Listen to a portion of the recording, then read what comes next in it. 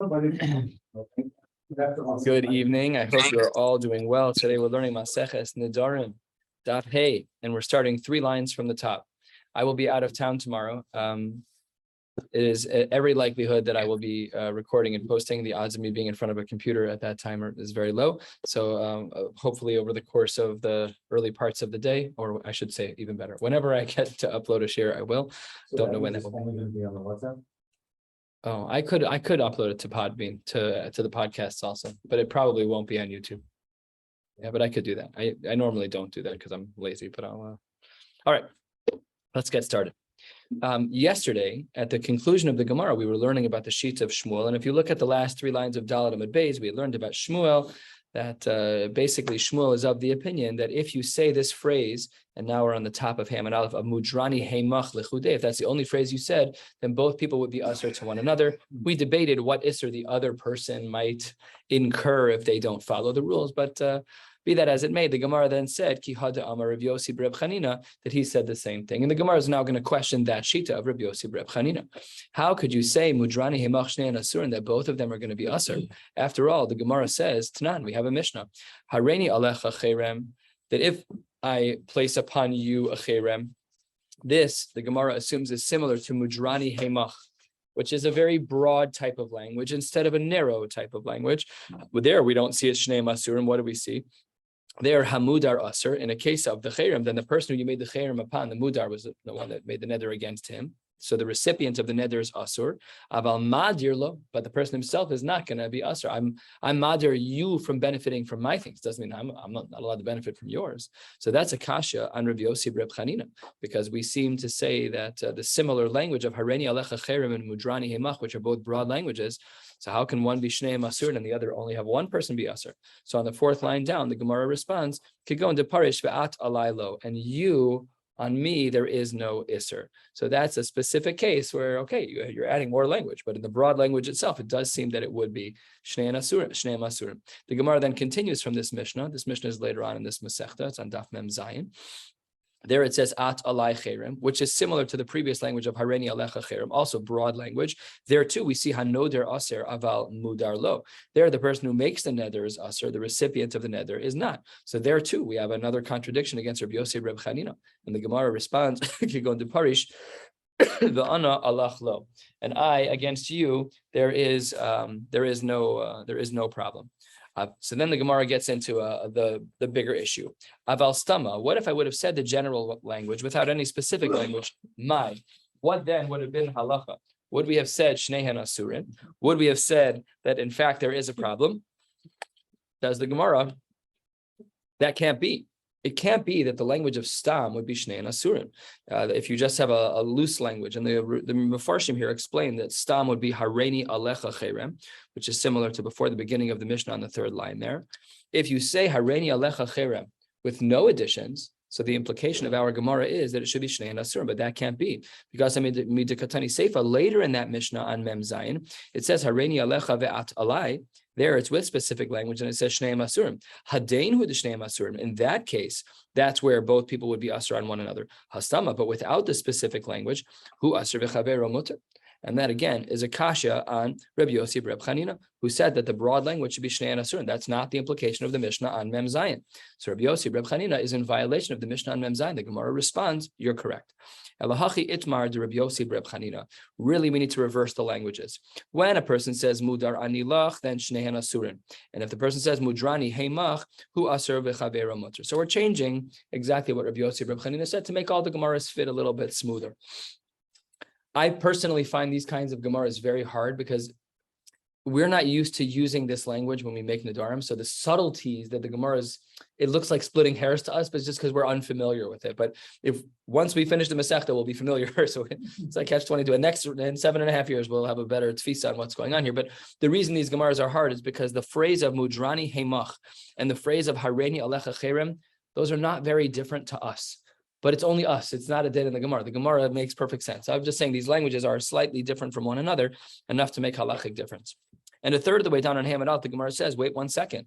But the Mishnah, B'Hamas Nisan, the Ketani Hemach, we have a Mishnah that says that the Hemach language, V'Ukimna L'Mas Nisan L'Shmuel, and we said on the bottom of the previous page, like Shmuel, that Shmuel said that all of the Yados mentioned in our Mishnah, remember the Gemara, Meruchkani Mimcha and Mudrani Mimcha, all of these languages of get away from me.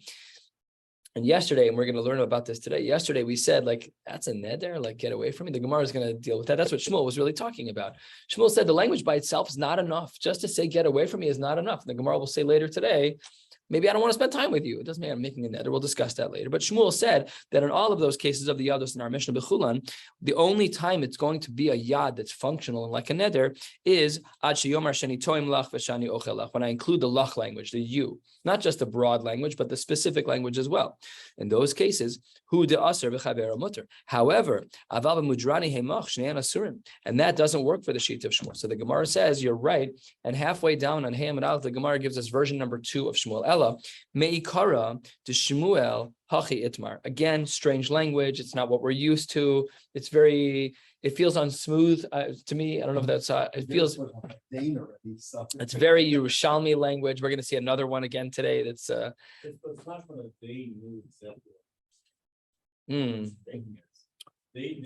Mishnah and Mem Zayin is like the textbook. That's like, these are, if you say this phrase, Ki'ilu, it's an incantation. You either have a neder or you don't.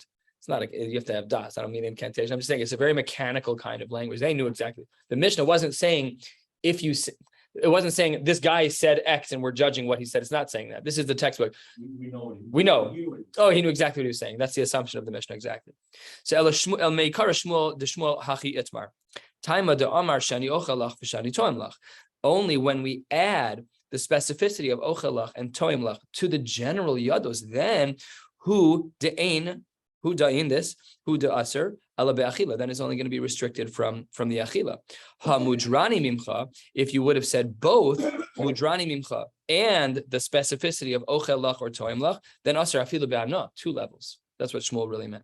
Says the Gemara, can't be. He should have said that. He should have said, V'im lo amar shani ochelach shani toimlach ein Israel be'achila.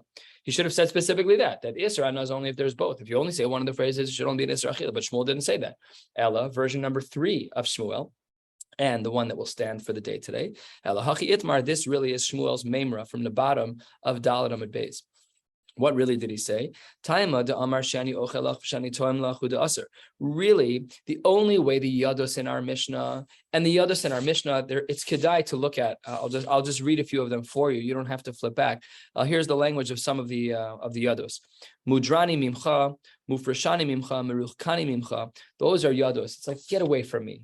So says the Gemara, only when we couple that general with the specific do we say that yad is like a neder. Because aval amar mudrani hemach, if all I said is, get away from me, you're being so annoying, says the Gemara, lo mashma de amar aser, it's not neder language. It's not close enough. My time, because mudar ani mimcha lo mishteina bahadach mashma. I don't want to be with you. So when we say to someone, I never want to spend time with you again, that's like the perfect phrase to test. I never want to spend time with you. So that's not a neder. It's a yad. It's not enough. It's not enough, says the Gemara. Mufreshani mimcha, 3 lines from the bottom of Hamad Aleph. If a person says mufreshani mimcha, that's delo avidna imach maso matamash. I don't want to do business with you. Get away from me.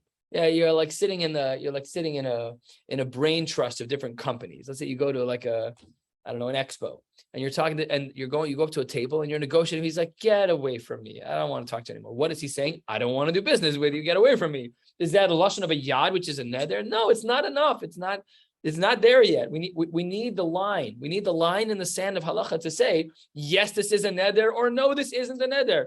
And if you just say the yad without the end of the Mishnah, it's just not enough. It's insufficient. Miruchkani mimcha. What does it mean when you say keep a distance, get out of here? Says the Gemara, Delo ki'imna b'dalat amos tilach mashma. I don't want you in my dalat amos. Get away from me. You're too close. It's called personal space. Give me a little bit. So you get out of my hair. If you say get out of my hair, the person should take the note. But it's not a neder. It's not a language of neder. If I say get out of my hair, I never want to spend time with you again. Now we're getting very close, because now you've done 2 languages, one general, one specific, and that's. I mean, just think about that. These are things that we could actually say. Like to a boy. Ooh. Probably not. No, they don't have. I don't think so. But you weren't within the couple of Nedarim yourself anyway. That's what a yad is. But No, the isser could be on him even.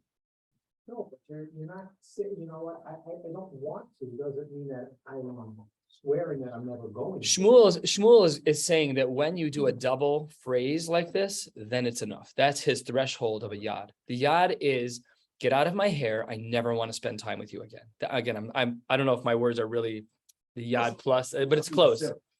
It gets hard to try. That's what I was saying before, is that these languages are not our language. So it's hard to translate them back to our parlance. But as the Gemara is saying, get out of my hair. I never want to spend time with you again.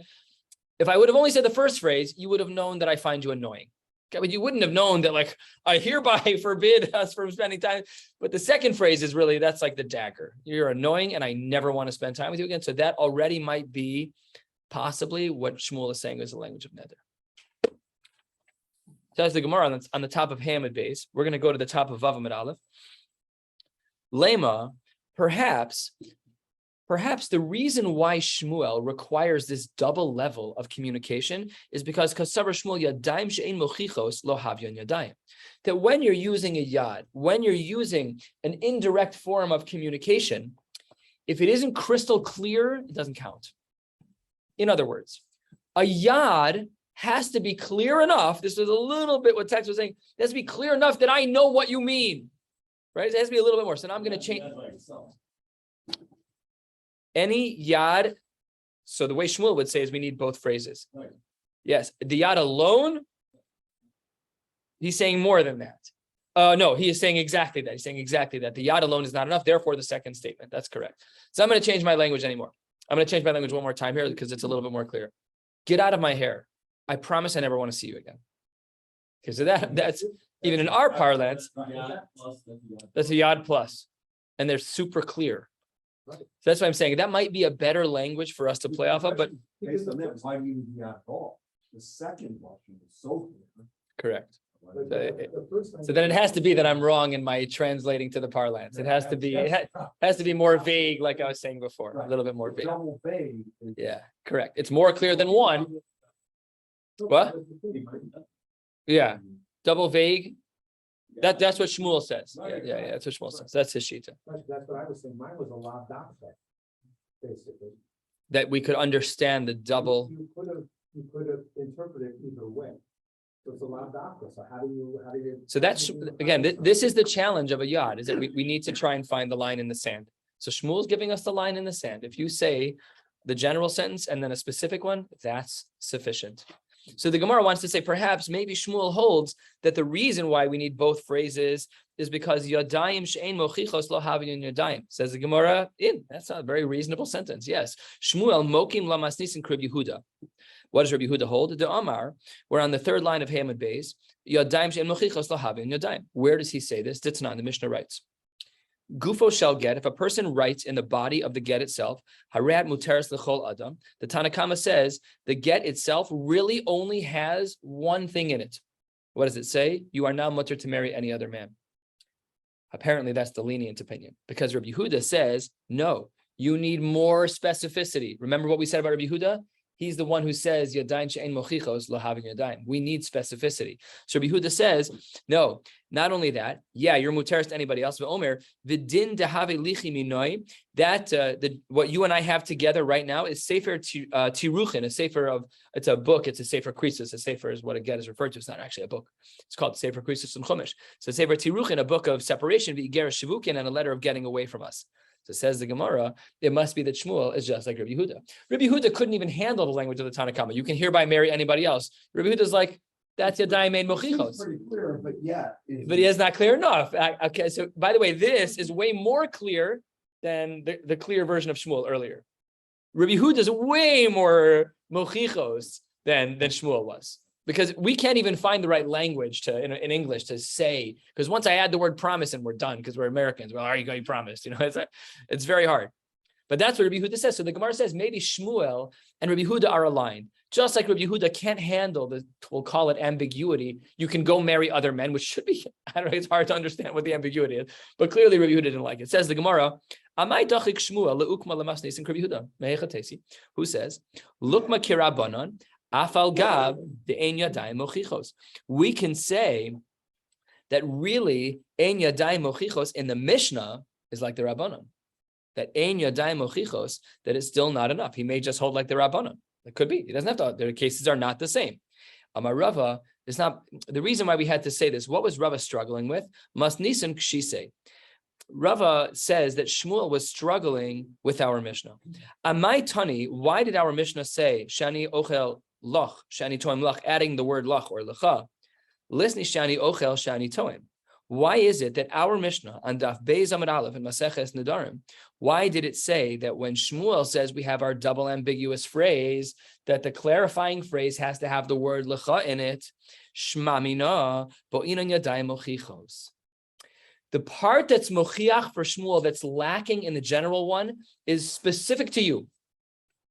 Okay, even though the Mishnah says mudrani mimcha, right? Doesn't that also say you? Difficult piece of Gemara. Because if you look back on Daf Beis and you look at the Mishnah, I'll read it again. Mudrani mimcha. She'ani ochel nimach. Okay, so the Gemara says, now let's just, therefore, it must be you need the mimcha and the lecha. That's considered specificity according to Shmuel. And he therefore still holds of the opinion, because our Mishnah adds in the word lecha, therefore he holds bo'inun yadayim mochichos, but he must also hold like Shmuel and not like the Rabbanan. Okay. That brings us halfway down on Hamid Beis. So far, so good. We understand the Shita of Shmuel, and we understand the line in the sand of a Yad, that when we have two relatively ambiguous comments, but as long as in combination, it's pretty clear what's going on, that's considered a Yad. So what is it in English? Again, a little hard to say, but get out of my hair. I never want to spend time with you again. Something like that would be begeder, a Yad of a neder. It would be close. I didn't mean for that to rhyme. It just happened on its own. It should be approximately that kind of phrase in English. But again, this is not psak halacha. You need to literally you need to ask a shayla about every phraseology, because if you, let's say in business, you say something out of frustration, that's a real problem. You could really be up a creek now. You need a taras nedarim. It's not so simple. You can say things out of frustration that are really problematic. I'm done with you. By itself, it's yeah. I'm sure we're going to see way more detail. We're negotiating, and we each take a netter. I'm not going more than 50, and you say I'm Yeah. not going less than 100. And Yeah. that netter is not a netter. Right. Well, we're going to discuss a little bit of that. So, Well, there's a little bit of that discussion right here, which it kind of dovetails nicely into this sugya. Benjamin? Sure. David.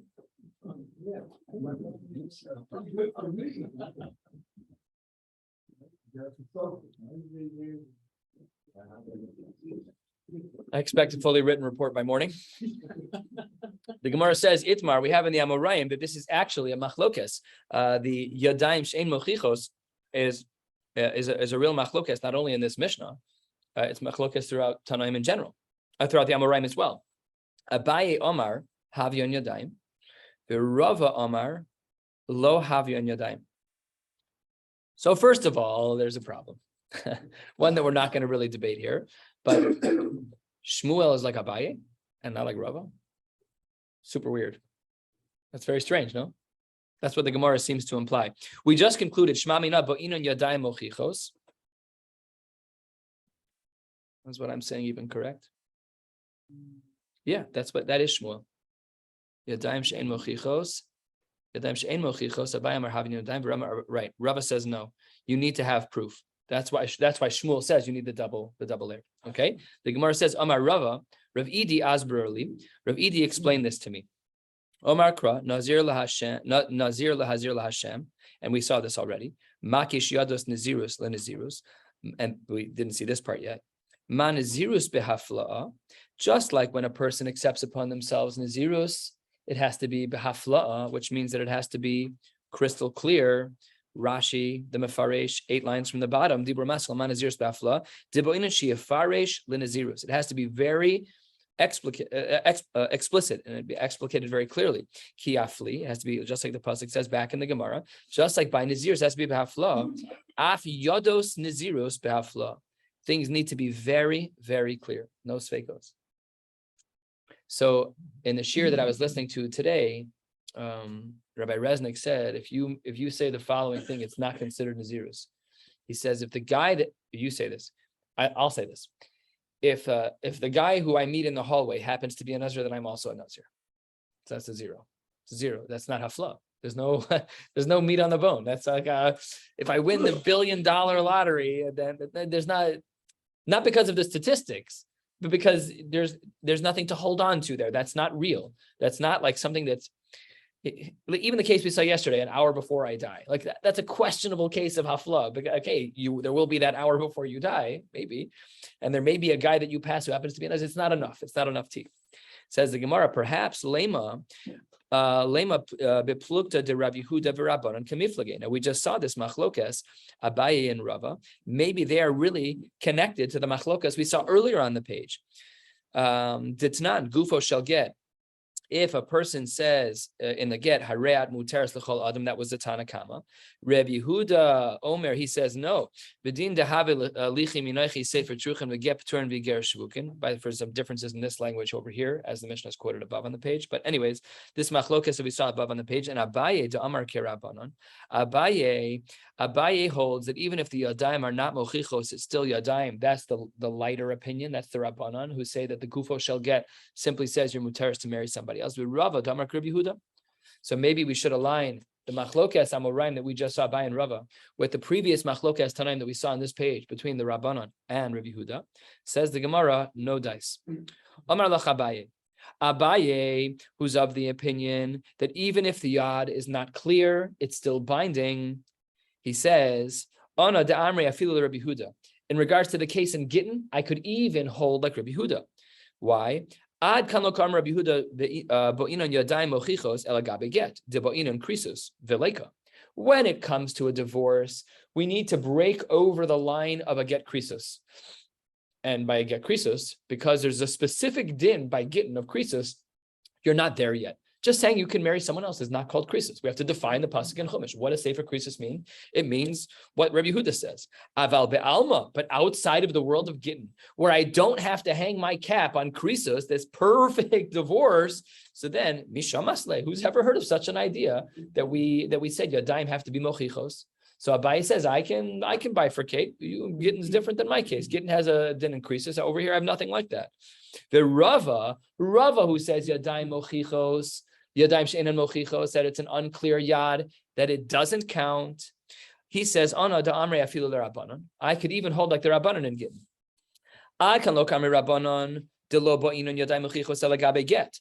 Why is it that over there by get, that Rava, who in general is machmir in regards to yadayim mochichos, here he'll be lenient like the Tana Kama. Why? Top of Vav and Aleph. De ein adam megarish es eshes chavero. Guys, look at the get. This get, I'm not divorcing somebody else. There's names on the get. The get says that Jack and Jill will be divorced. Jack ben so-and-so and Jill bas so-and-so on this date in this city. And if the get says she can go marry another man, what else is there to say? This is really very simple. What level of krisus do you need? It's so obvious. I'm not giving a divorce paper to somebody else's wife.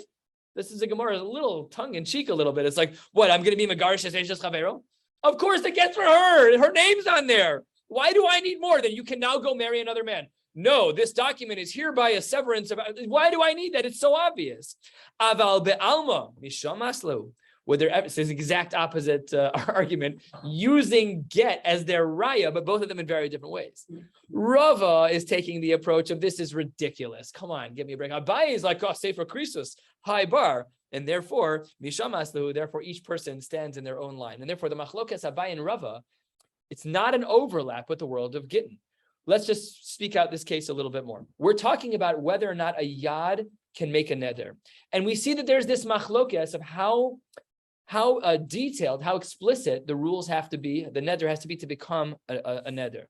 Maybe we can learn from Gittin, and maybe Abaye and Rava over here are really just piggybacking on the Tana Kama and Rabbi Yehuda by Gittin, and the Gemara says for each of them, no way.